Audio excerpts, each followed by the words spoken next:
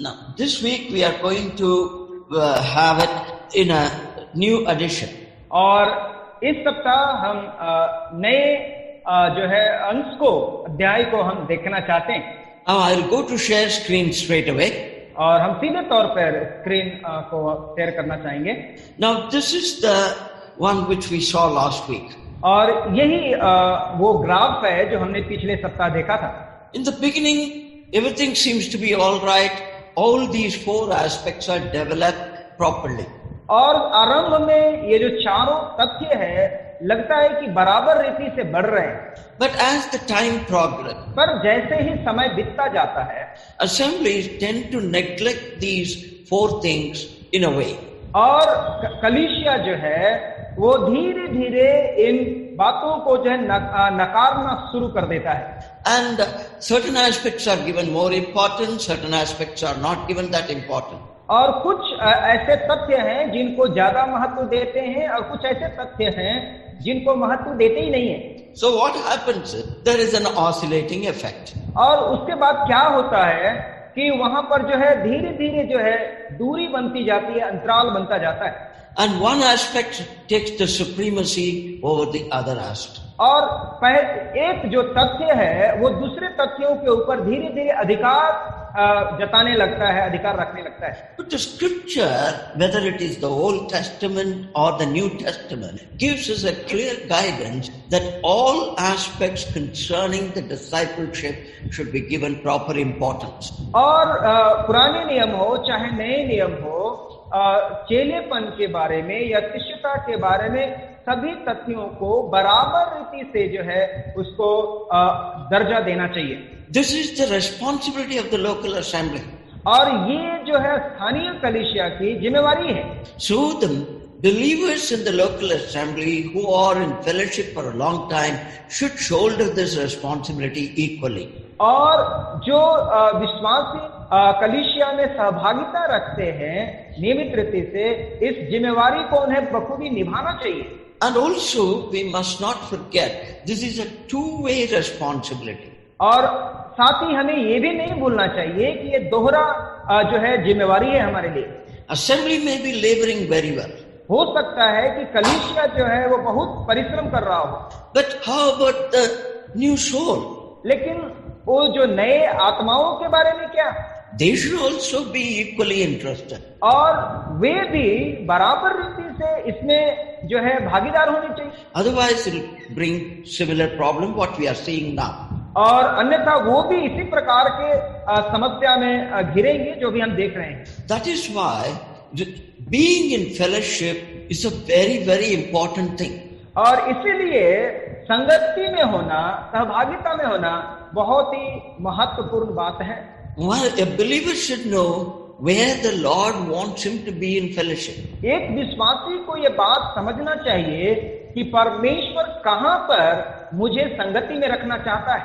And it is for the assembly to know whom they should receive into fellowship. और कलीसिया को भी ये बात जानना चाहिए, समझना चाहिए कि हमें किसे संगति में ग्रहण करना चाहिए. If these aspects are not paid attention, there will be problem. और यदि इन तथ्यों पर ध्यान पूर्वक विचार नहीं किया जाएगा तो समस्याएं खड़ी हो सकती. Now let's go further. अभी हम आगे बढ़ते हैं. There is a thing called Ezra principle. और यहाँ पर एक ऐसा विषय है जिसे हम एजरा का सिद्धांत कहते हैं या एजरा का शिक्षा कहते हैं. Go to Ezra chapter 7 verse 10. Please read it. कृपया हमारे लिए एजरा नबी के पुस्तक 7 अध्याय उसके 10 पद को कोई पढ़ें.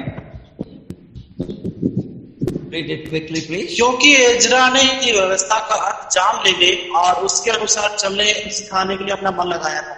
Now there are certain important things mentioned here. और यहाँ पर कुछ महत्वपूर्ण तथ्य के बारे में जिक्र किया गया है. 3 important things are mentioned. अभी 3 महत्वपूर्ण विषयों को यहाँ पर जो है वर्णन किया गया है. Number 1, पहला, Ezra prepared his heart. Ezra अपने हृदय को तैयार किया. For what he prepared his heart? लेकिन किस काम के लिए उसने अपने हृदय को तैयार किया? To seek the law of the Lord. परमेश्वर के उस व्यवस्था को ढूंढने के लिए, खोजने के लिए। That means he wanted to learn deeply the word of God. इसका मतलब इजरा जो है गहरी रीति से परमेश्वर के वचन को सीखना चाहता था, जानना चाहता था। Then second thing is Ezra wanted to do it. और दूसरी बात जो है, इजरा इस काम को, इस बात को करना चाहता था। What he wanted to do? वो क्या करना चाहता था? He prepared his heart to learn the word of God and follow the word of God. उसने अपने हृदय को परमेश्वर के वचन को, परमेश्वर की व्यवस्था को सीखने के लिए तैयार किया और परमेश्वर की व्यवस्था को पालन करने के लिए। And then the third aspect, और तीसरा जो तथ्य है, to teach in Israel. इस्राएल में सिखाने के लिए। So it is very important that the future leader gets ready from the day of his salvation. Sorry, I couldn't hear. It is very important to understand. ये हमारे लिए बहुत ही महत्वपूर्ण है, जरूरी है इस बात को समझना। The future leader of a local church starts getting ready from the day of his salvation. और स्थानीय कलीसिया के जो अगुवे हैं, पहले दिन से इसकी तैयारी करने चाहिए। The future leader of the local church starts getting ready from the first day of his salvation. और स्थानीय कलीसिया के जो अगुवे हैं, उनको पहले दिन, उद्धार के पहले दिन से उनको तैयार करना चाहिए। And every believer should prepare his heart, his own heart. और हर एक विश्वासी को अपना अपना हृदय तैयार करना चाहिए। And they should follow. और उनको उनका पालन भी करना चाहिए। And then there will be a day the Spirit of God will raise them up as faithful leaders. और वहां पर एक ऐसा समय आएगा, परमेश्वर का आत्मा उनको एक विश्वास योग्य अगुवे के रूप में बढ़ाएगा।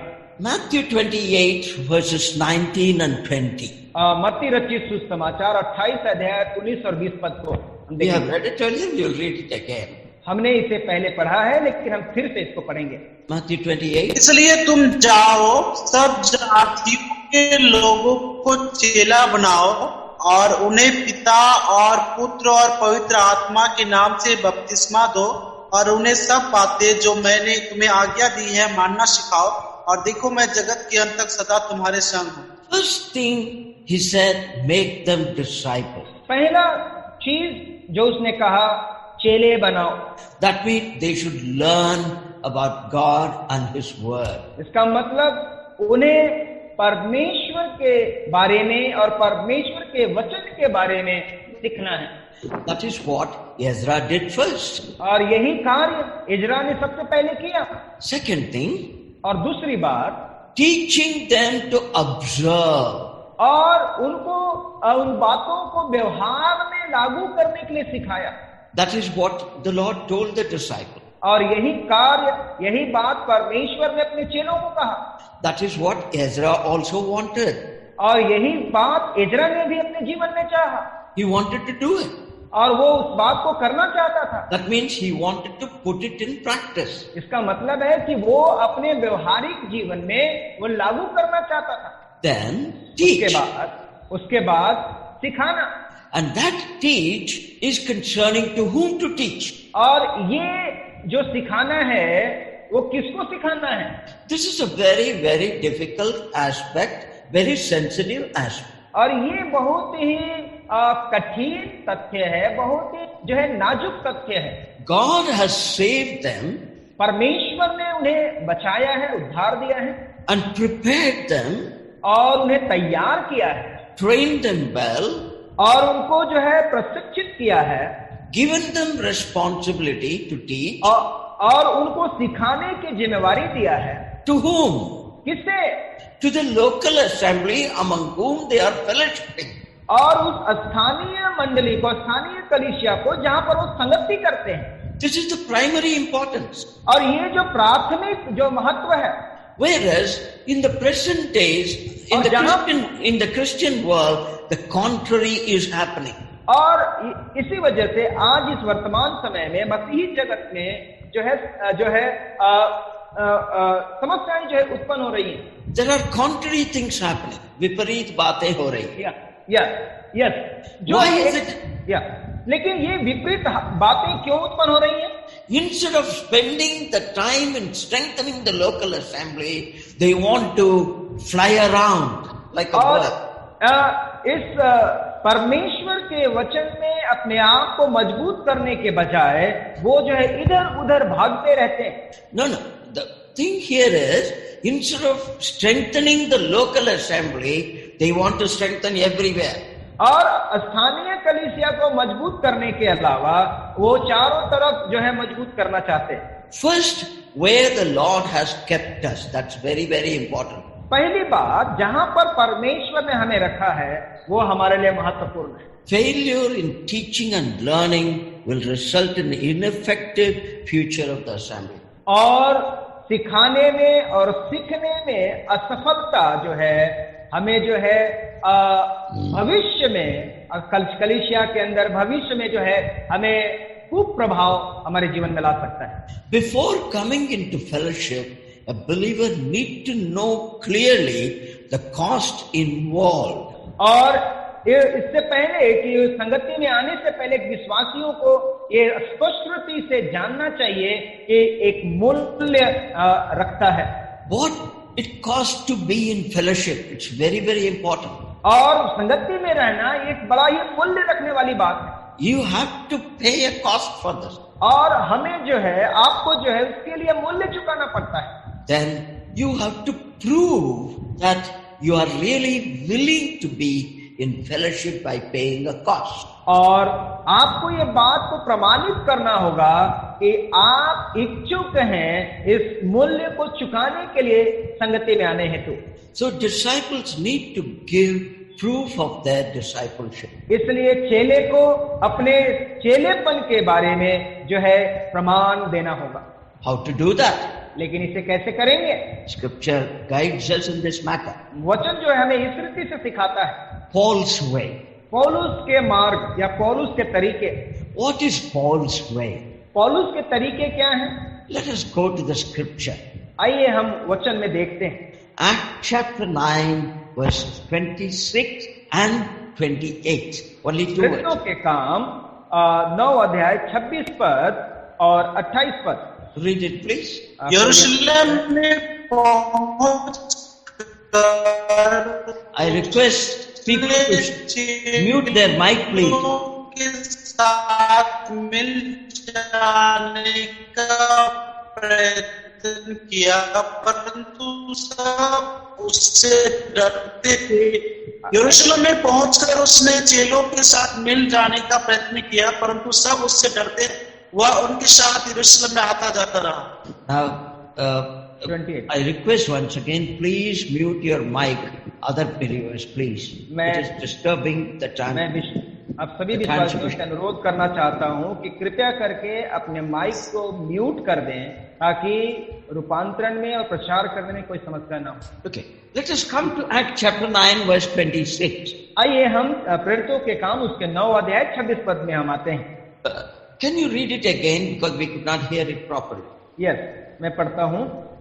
यरूशलेम में पहुंचकर उसने चेलों के साथ मिल जाने का उपाय किया, परंतु सब उससे डरते थे क्योंकि उनको प्रतीति न होता था कि वह भी चेला है.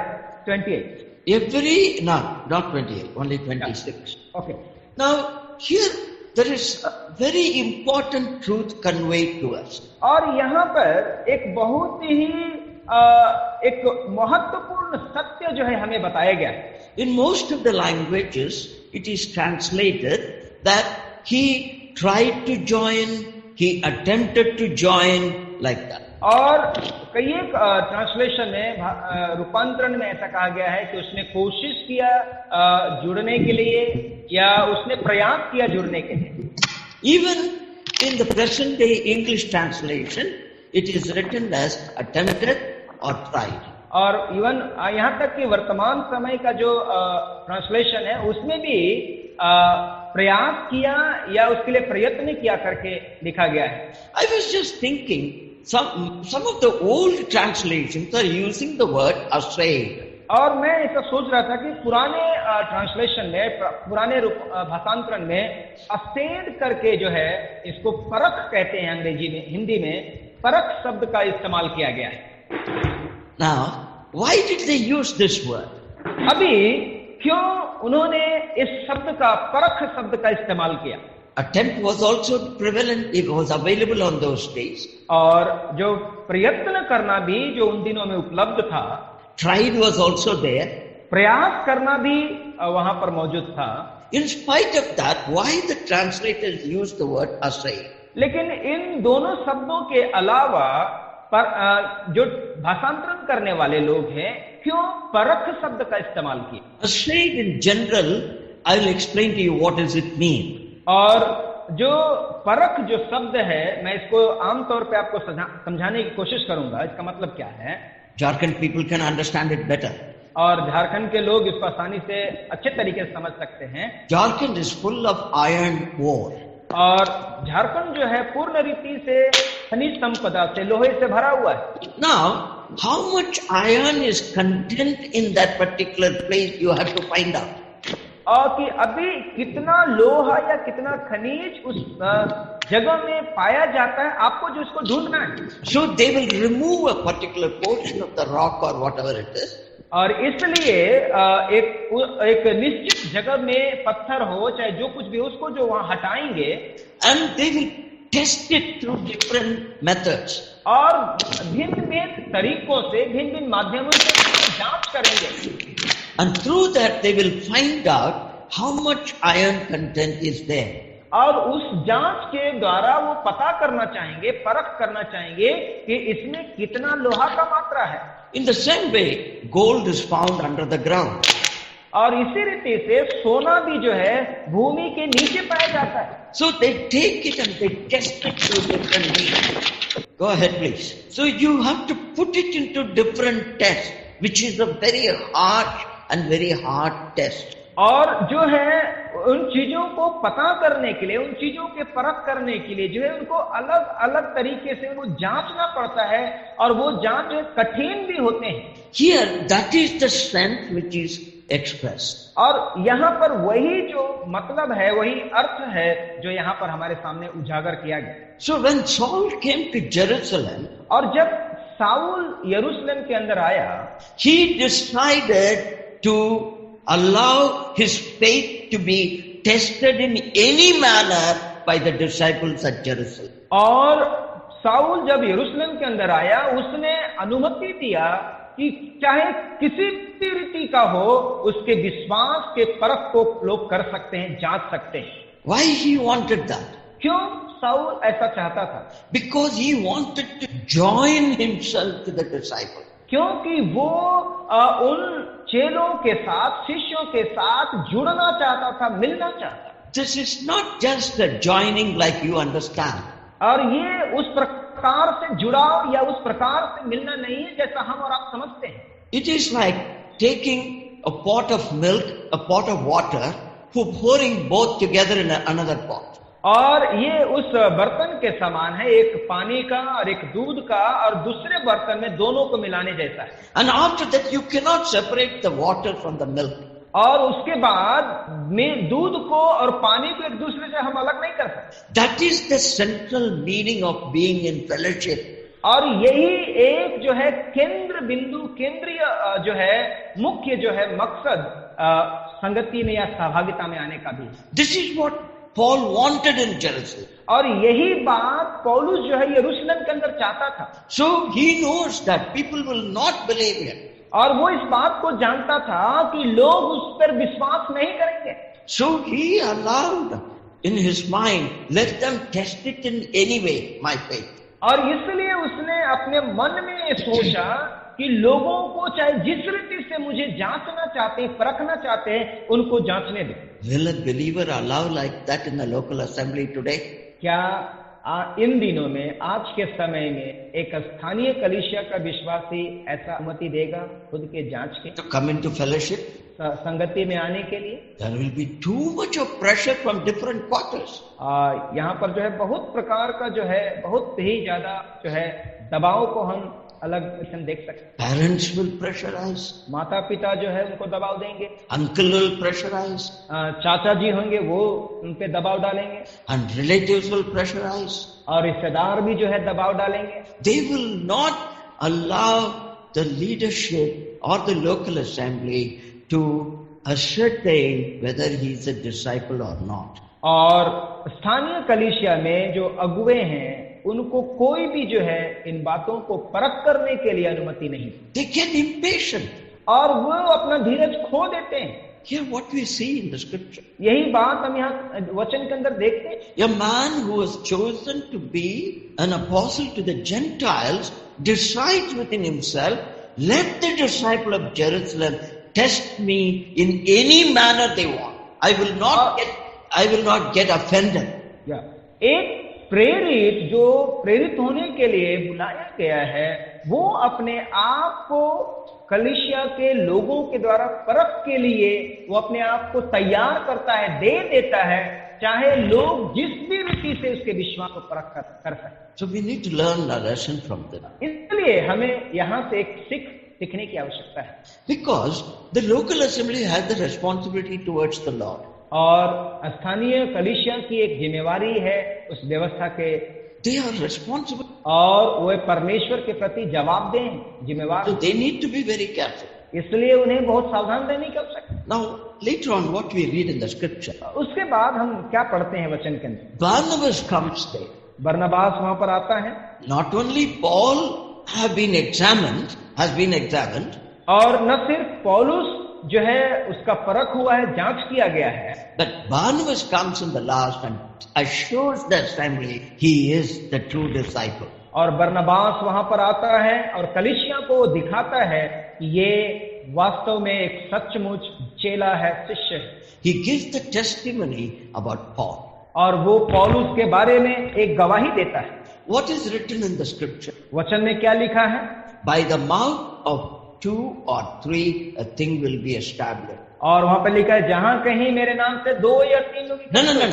By the mouth of 2 or 3 a thing will be established. Okay, और जहां पर 2 या 3 लोग गवाह देंगे वो बातें सत्य हो जाएंगी।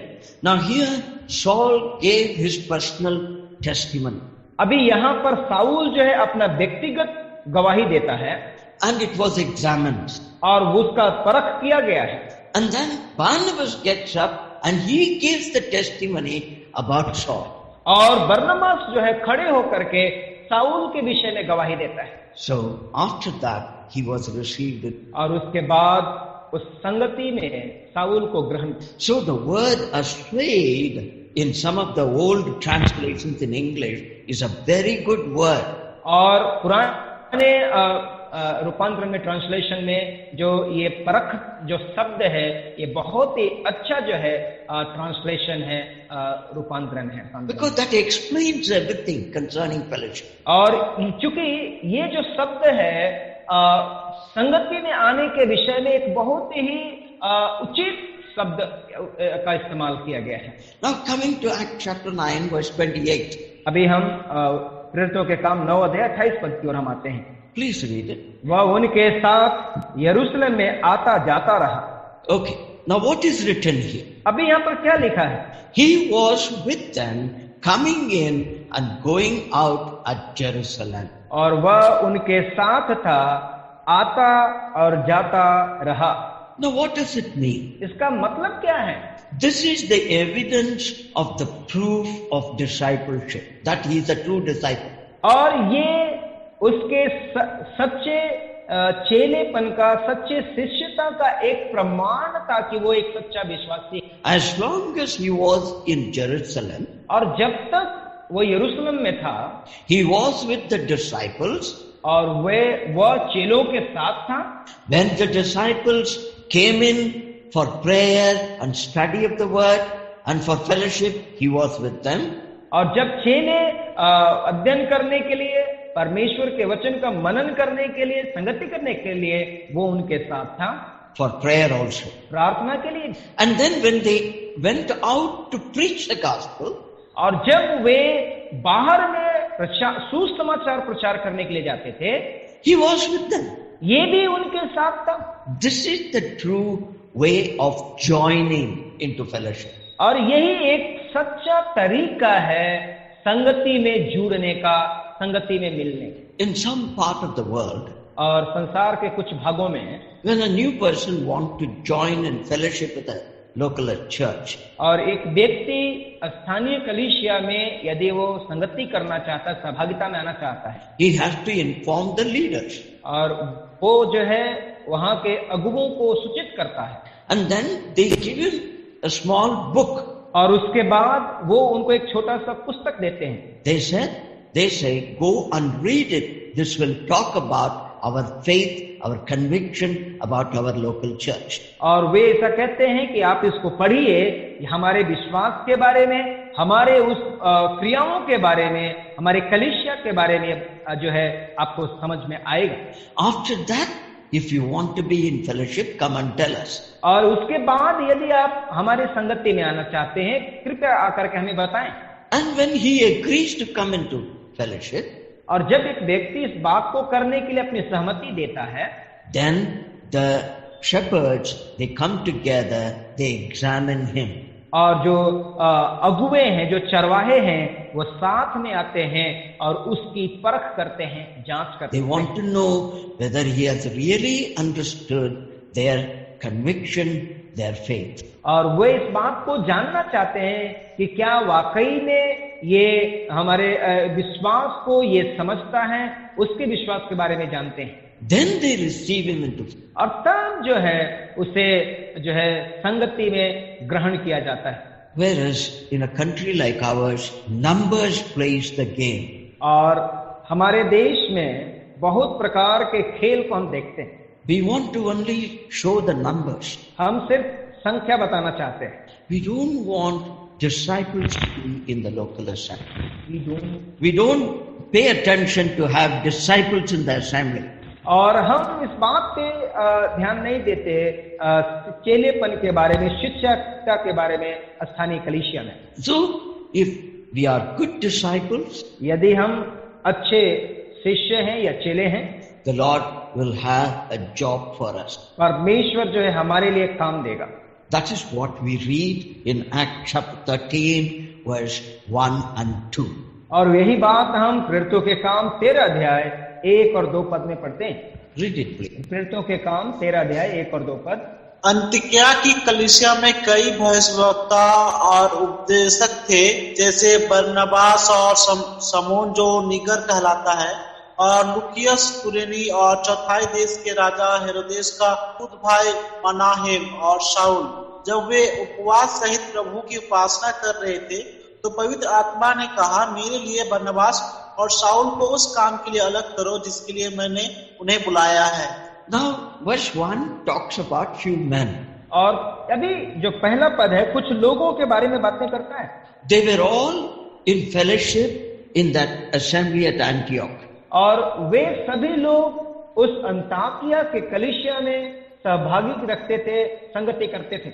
Each of them were equally equipped. और वे हर एक लोग बराबर रीति से अधिकार रखते थे। They were all ministering to the Lord. और वे सभी लोग परमेश्वर के लिए सेवा करते थे। At that time, और उस समय में Holy Spirit told the assembly, separate me, Barnabas and Saul. और पवित्र आत्मा उनके बीच में आकर कहता है कि मेरे लिए बरनबास और पौलुस को, साउल को अलग कर ले। For what you had to separate them? किस काम के लिए उन्हें अलग करना है?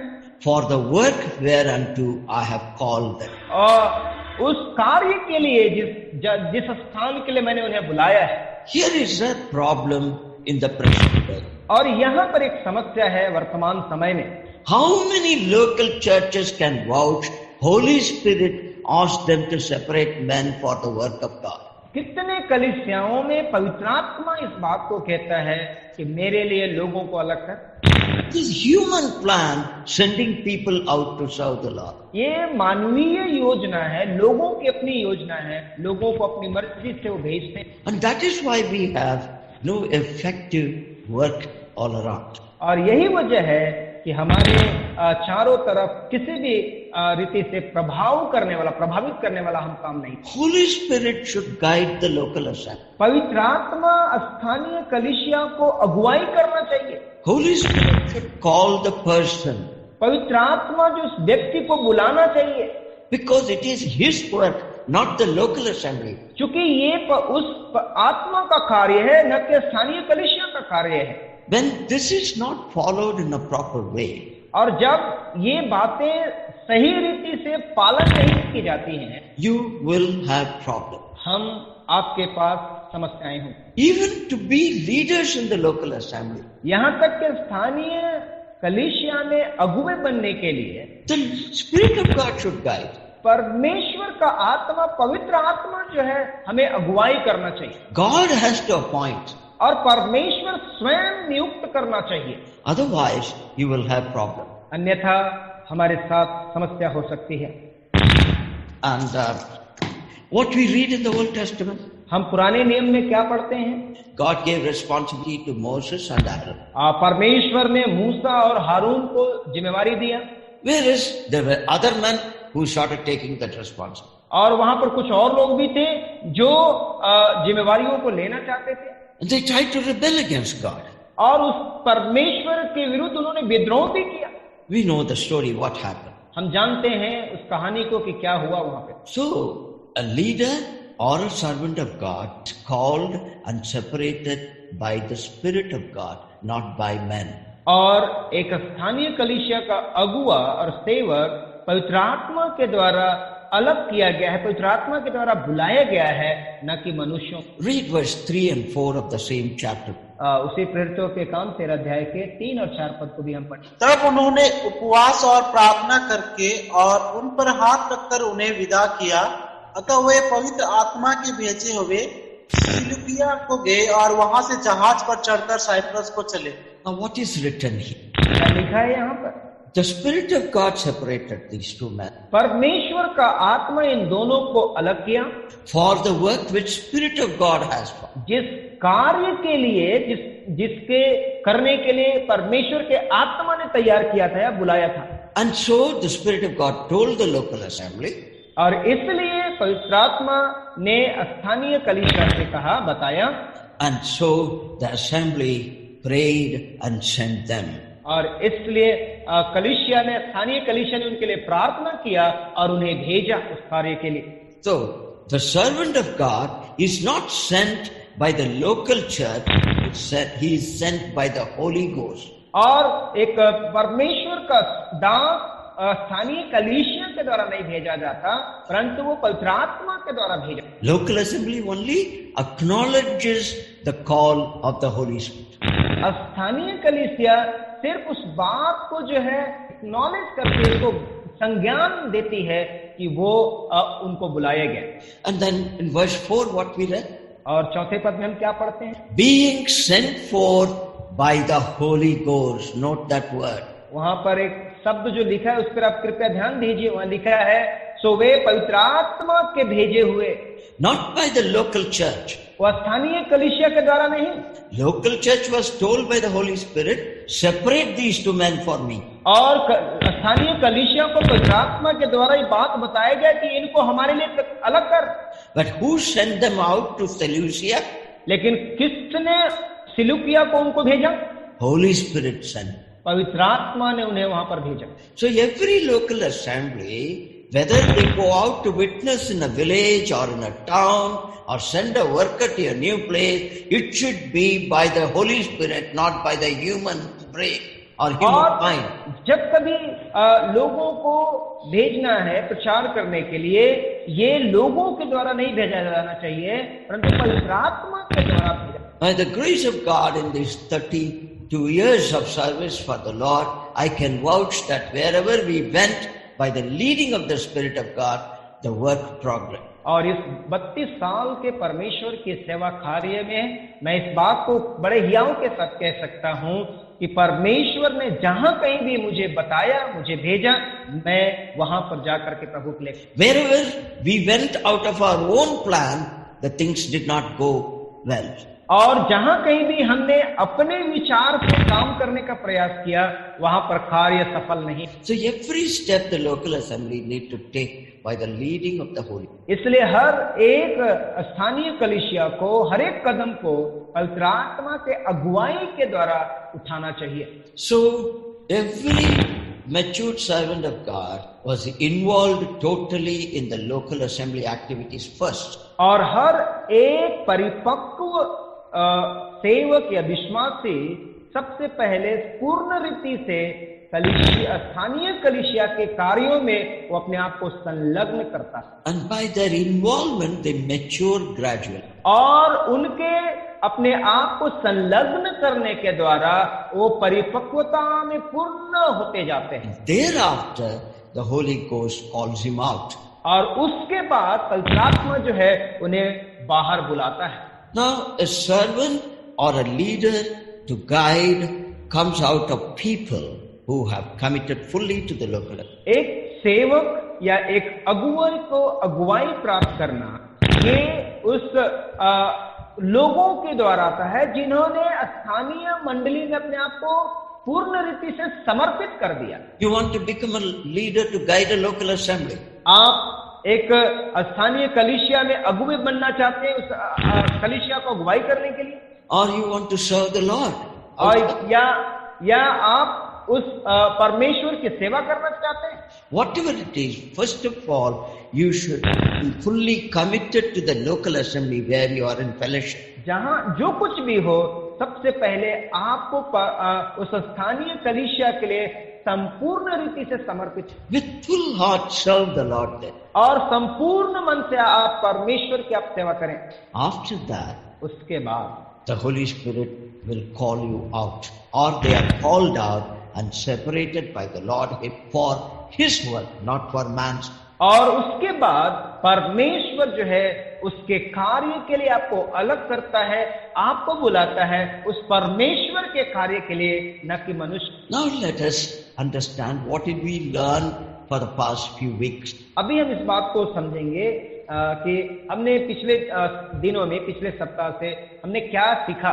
Every assembly should have a vision for future within and without. हर एक कलीसिया के पास एक दर्शन होना चाहिए भविष्य के लिए, कलीसिया के अंदर और कलीसिया के बाहर। They should know the perceiving spirit to sense the dangers and wonders. और कलीसिया को इस बात को भली भांति समझना चाहिए, उन बातों को जानकारी रखना चाहिए कि क्या खतरा होने वाला है और क्या जो है उनके लिए कलीसिया में चेतावनियां हैं। It should be actually they should have, not the know. It is a mistake there. Okay. They should have the perceiving. और उनके पास उस बात को समझने का, जानने का जो है आत्मा होना चाहिए। Assembly should ensure that they have faithful shepherd. और स्थानीय कलीसिया को इस बात को निश्चित करना चाहिए कि ये सेवक जो एक व्यक्ति जो है विश्वास योग्य सेवक है।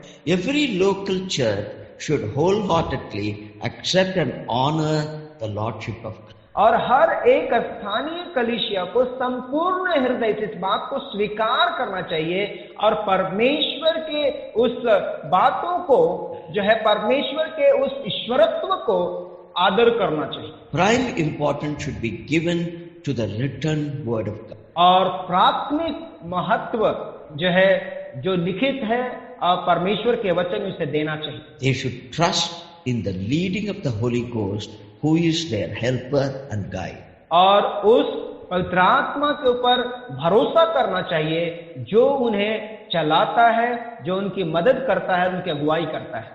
Responsibilities of evangelists and pastor teachers should be recognized. और सुसमाचारक की जवाबदेही, जिम्मेवारी और एक सेवक की पासवान के शिक्षाओं के बारे में उसका जो है पहचान होना चाहिए।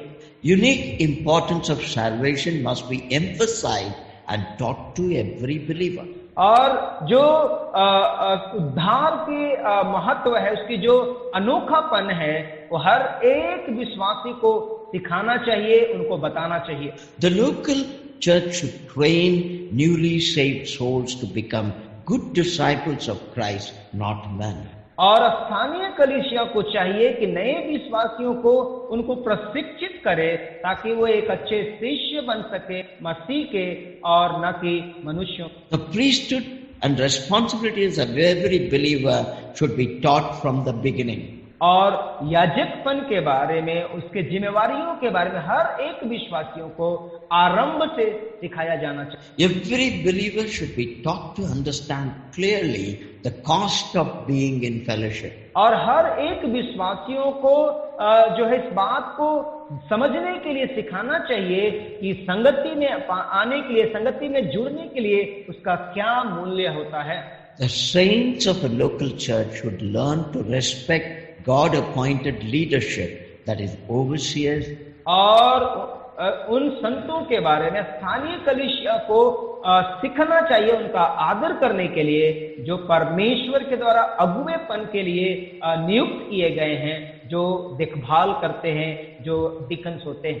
Every believer should be taught the importance and the relevance of spiritual separation. हर एक विश्वासियों को ये बात सिखाना चाहिए उस महत्वता के बारे में, आत्मिक अलगाव के विषय। Teach the saints to learn to obey and practice what the Lord has commanded. और उन संतों को सिखाना चाहिए उन बातों को जिसे परमेश्वर ने आज्ञा करके दिया है, उसे पालन करने के लिए और उन्हें अपने व्यवहारिक जीवन में लागू करना। Teach them to serve the Lord within and without. और उन्हें परमेश्वर की सेवा करने के लिए सिखाना चाहिए, कलीसिया के अंदर और कलीसिया। Giving to the Lord is very important, spiritual. और परमेश्वर के लिए देना ये बहुत ही महत्वपूर्ण है, आत्मिक रीति से और भौतिक रीति। Now this is what we learned in the past few. और यही बात जो है हमने पिछले कुछ सप्ताहों से हम God willing, परमेश्वर की अगर इच्छा हुई, in the coming week, और आने वाले सप्ताह में we will go into the next aspect, that is leadership. और आने वाले सप्ताह में यदि परमेश्वर की इच्छा हुई तो हम आगे जाएंगे, और वो है अगुवाई। Now we stop here for today. God willing, we will meet again next Sunday. और आज के लिए हम यहीं पर समाप्त करेंगे। तो वो की इच्छा हुई तो हम अगली बार अगले सप्ताह हम फिर